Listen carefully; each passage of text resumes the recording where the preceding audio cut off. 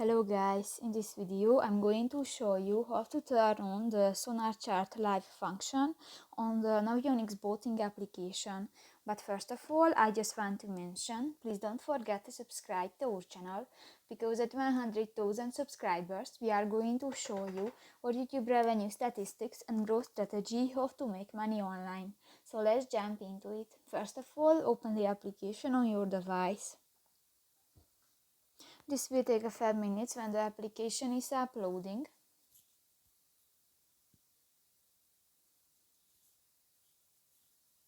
And go to the layers icon at the lower left corner of the screen, and go to the SonarChart live option, and if you want to enable, just click to the next circle icon and done.